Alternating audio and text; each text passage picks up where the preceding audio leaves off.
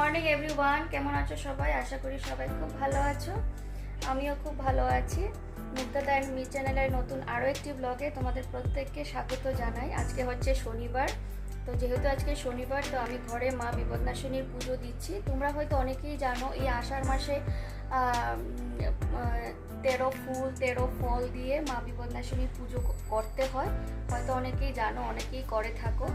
তো এই পুজোটা তো শনি মঙ্গলবার ছাড়া হয় না, আর যেহেতু আজকে শনিবার, আজকে শেষ দিন, আজকেই করতে হবে। আর মঙ্গলবারে হয়তো আমি দিতেও পারতাম না, আজকে যেহেতু শনিবার ওর ছুটি আছে, তো মেয়েকেও সামলাতে পারবে। আমি ভাবলাম যে আজকেই দেবো, আমি পুজোটা করব। তো চলো, পুজো আমার ঘরে নিত্য পুজো হয়ে গেছে, এখন শুধু আমি মা বিপদনাশিনীর পুজোটা শুরু করব আর কি। তো চলো ব্লগটা দেখতে থাকো। আশা করি আজকের ব্লগটা তোমাদের খুব ভালো লাগবে। আর যদি ভালো লেগে থাকে তাহলে কি করতে হবে? লাইক করতে হবে, কমেন্টসে জানাতে হবে। আর আমার চ্যানেলে যারা নতুন বন্ধুরা আছো তাদেরকে বলছি প্লিজ আমার এই চ্যানেলটিকে সাবস্ক্রাইব করে দিও। তো চলো দেখতে থাকো, আজকে কি করব কি না করব সব কিছুই তোমাদের সঙ্গে শেয়ার করব। চলো তোমাদের সঙ্গে নিয়ে আমি আজকে আমার পুজোটা শুরু করলাম। প্রথমেই আমি মা বিপদনাশিনীকে আমি বসিয়ে দিলাম আসনে। আর আজকে কি হয়েছে, আমি আমার ঠাকুরের যে আসন থাকে সেই আসনে আমি পুজোটা করছি না, কারণ ওখানে না জায়গা হতো না। তার জন্য আমি নিচেই একটা আসন পেতে মাকে বসিয়ে দিলাম, তারপর ফুল দিয়ে সাজিয়ে দেব। যদিও আমি এখন তোমরা দেখতে পাচ্ছ অল্পই ফুল দিয়েছি, তারপর যখন আবার ঘট বসাবো, ঘরটা বসিয়ে তারপর আবার ফুল দেব। আর 13টা ফুলের দরকার পড়ে, তো আর 13খানাই ফুল আমি পরে একবারে একসাথে দিয়ে দেব।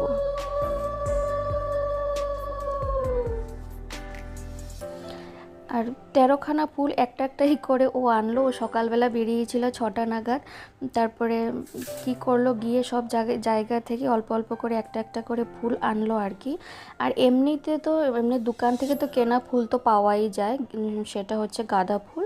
আর 13খানা ফুল দেখো আমি এখন মার চরণে দিয়ে দিলাম একটা করে। সব এখানে 13খানাই ফুল আছে, ওই ফুলগুলোই আমি দিয়ে দিলাম। আর 13টা আবার ফল দিতে হবে, 13খানা পান দিতে হবে, এটাই আর কি নিয়ম। তো আমি একে একে এখন সাজিয়ে দেব। আর ঘটের উপর না আমি একটা তো ফল দিতে হয়, সেই ফলটা আমি আজকে আর দিতে পারলাম না, কলাটা। তারপরে দেখলাম আমি যখন কলাটা দিয়ে সাজাচ্ছিলাম তখন মনে হলো না ঘটের থেকে কলাটা কি হবে, অনেকটাই ভারী হয়ে যাবে, তখন হয়তো ঘরটা বসবে না, তার জন্য আর দিলাম না। তবে আমি একটা হরিতকি দিয়ে দিয়েছি, একটা ফল দিতে হয়, একটা হরিতকি দিয়ে দিলাম।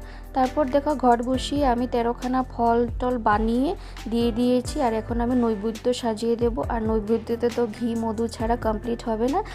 তারপর আমি নৈবেদ্যটা সামনে দিয়ে তারপর আমি ঘি মধুটা দিয়ে দিলাম। আর এখন 13খানা পানও আমি সাজিয়ে নিয়েছি, যেটা তোমাদের সামনে আমি সাজাতে পারিনি।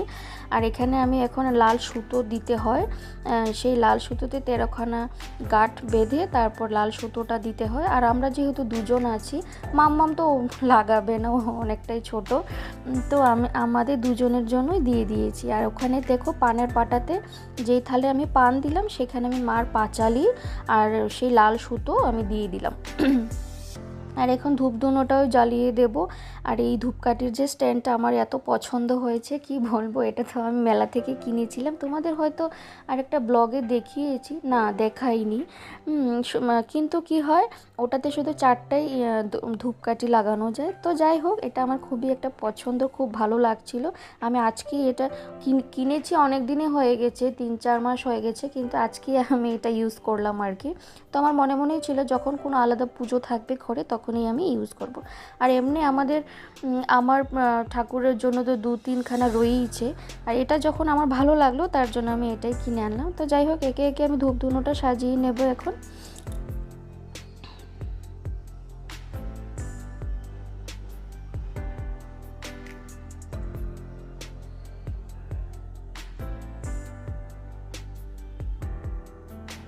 আর তোমরা কে কে বাড়িতে পুজোটা করেছো আমাকে প্লিজ কমেন্টে লিখে জানিও। আমি আমার মতো করে পুজো করার চেষ্টা করলাম, জানি না হয়তো অনেক ভুল ত্রুটি হয়ে থাকতেই পারে, তো মা যেন আমার সব ভুল ত্রুটি যেন ক্ষমা করে দেন, সেই বলেই আমি মার পুজোটা করা শুরু করলাম। আমি যবে থেকে আমার বিয়ে হয়েছে আমি তো হায়দ্রাবাদে চলে এসেছি, তারপর থেকে কিন্তু আমি একা হাতেই পুজোটা করি, যতখানি যা নিয়ম জানি সেই মেনেই আমি পুজো করার চেষ্টা করি।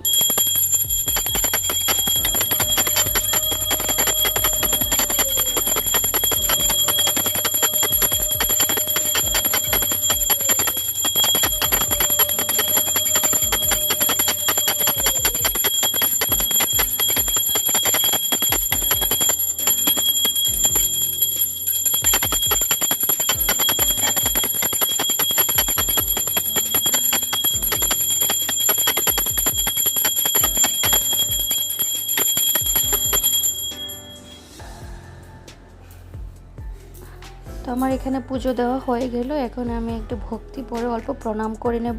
আর মা বিপত্তারিণীর কাছে চাইবো যেন মা বিপত্তারিণী সবার বিপদ আপদ দুঃখ কষ্ট সব যেন দূর করে দেন, সবাইকে যেন সুস্থ রাখেন, ভালো রাখেন। সৃষ্টি স্থিতি লয় হয়ে কটা থেকে যার তাহার স্বরূপ বর্ণনে শক্তি আছে কার, অনন্ত স্বরূপ তার অনন্ত মহিমা কে পাইবে বলো, তার মহিমারও সীমা ভিন্ন ভিন্ন রূপ ভিন্ন পূজারও বিধা। তো আমার পুজো দেওয়া কমপ্লিট, পাঁচালিও আমি পরে নিয়েছি। এখন তোমাদের ফাইনাল লুকটা দেখাচ্ছি যে কেমন লাগলো, আমি যে ঠাকুরকে সাজিয়েছি বা সব কিছু দিয়ে যে সাজালাম কেমন লাগলো আমাকে প্লিজ জানিও। আর আমি যেহেতু একা হাতে পুজোটা করেছি, জানি না হয়তো অনেক ভুল ত্রুটি হয়েই থাকতে পারে, মা যেন আমাকে ক্ষমা করেন। হ্যাঁ, আর কিছু বলার নেই। আর সবাইকে যেন সুস্থ রাখেন, ভালো রাখেন, সবাই যেন শান্তিতে বাঁচতে পারে, সবার বিপদ আপদ যেন তিনি কাটিয়ে দেন।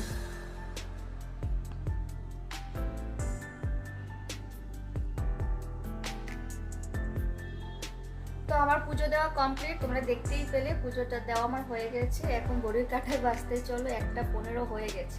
তো এখন ঠাকুরের ভোগটা আমি ছুটিয়ে নেব, তারপর প্রতিবেশী 1-2 জন আছে তাদেরকে প্রসাদটা দিয়ে আসবো। তো চলো তোমরা দেখতে থাকো। আর এই দুষ্টুটাকে দেখো না, কতক্ষণে ও এখানে আসবে। আমি জানো তো পুরো পুজোটা কমপ্লিট করেছি ঘরে ঠাকুর ঘরে দরজাটা লাগিয়ে, না হলে ও কি করে মোমবাতি জ্বালিয়েছি, জুতো পরে মোমবাতির সামনে চলে আসছে, মোমবাতিকে ধরে নিচ্ছে, ঠাকুরের সামনে যে আমি পাঁচালি রেখেছি পাঁচালি নিয়ে দৌড়চ্ছে, এটাই ও করছে। তার জন্য আমাকে দরজাটা লাগিয়ে লাগিয়ে সব কাজ করতে হয়েছে। যখনই আমি দরজাটা খুলছি না তখনই ও দৌড় মেরে চলে আসছে। তো যাই হোক, এখন আমি একে একে সব জিনিসগুলো উপরে তুলে দেব, যে জিনিসগুলো নিচে দরকার নেই আর কি তুলে রেখে, তারপর প্রতিবেশী আমার 2-3 জন আছেন তাদেরকে আমি তেল সিঁদুর দিয়ে আসবো। তেল সিঁদুর তো অল্প ছুঁয়ে দিতে হয়, তেল সিঁদুর দিয়ে আসবো, তারপর প্রসাদটাও দিয়ে আসবো। ওনারা হয়তো ডাকলে আসতেন, কিন্তু এখন তো দুপুরের টাইম, হয়তো ওনারাও বিজি থাকবেন। আর আমাকেও পুজোর সব কাজবাজ শেষ করে, যেহেতু 1:30 অলরেডি বেজে গেছে, মামামকে আবার খাওয়াতে হবে, তার জন্য প্রসাদটা আমি ওনাদের ঘরেই নিয়ে দিয়ে আসলাম। আর এই দেখো বরমশাই যেহেতু আজকে পুজো হয়েছে তার জন্য উনি আবার পায়েস বানালেন। কি আর বলবো, কদিন ধরে আমার খুব ইচ্ছে করছিল পায়েস খাবো পায়েস খাবো, আর আমার মনের কথা মুখে আনতেই দেখলাম আজকে উনি পায়েস বানিয়ে ফেললেন। তো কি ভালো লাগে তাই না বলো? তুমি যদি তোমার মনের কথাটা প্রকাশ করার আগে আগে যদি তোমার ইচ্ছেটা পূরণ হয়ে যায়, মনে খুব মানে একটা শান্তি লাগে আলাদা, সেই ছোট থেকে ছোট জিনিসই হোক বা কোনো বড় জিনিসই হোক, তাই না? আর আজকে যেহেতু শনিবার, তার মধ্যে আবার ঘরে পুজো দিয়েছি, তো ও বলল আজকে তো খিচুড়ি তো মাস্ট বানাতেই হবে ঠাকুরের প্রসাদ হিসেবে, তার জন্য আজকে খিচুড়ি হলো। আর হ্যাঁ, এবছর আমি কি করি, মাকে আমি খিচুড়ি ভোগ টোগ বানিয়ে দিই, কিন্তু এবছর আর হয়নি, কারণ মেয়ে তো অনেকটাই ছোট, ওকে নিয়ে আমি সামলাতে পারবো না এত কিছু, তার জন্য আর এবছর দিলাম না আর কি, মাকে ভোগ টোগ বানিয়ে মার সামনে দিলাম না। এখন কি হয়, ও যখন বড় হবে, যখন বুঝবে, তখন হয়তো আমি আবার শুরু করব।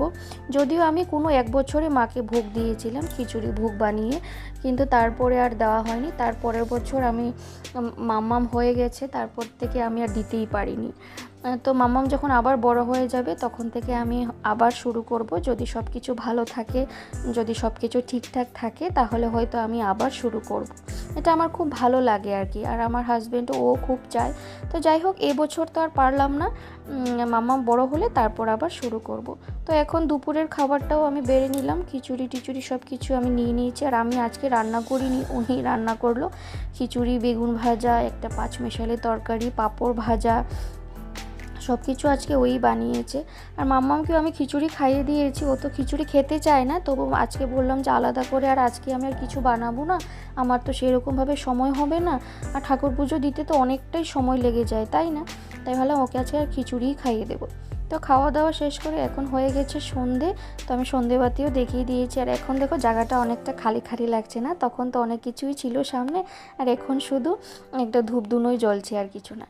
তো চলো, আজকের মতো ব্লগটা আমি এখানেই শেষ করছি। তোমরা সবাই খুব ভালো থেকো, সুস্থ থেকো, সাবধানে থেকো। আর যারা যারা নতুন বন্ধুরা আছো তারা প্লিজ আমার এই চ্যানেলটিকে সাবস্ক্রাইব করে দিও। Tata, by.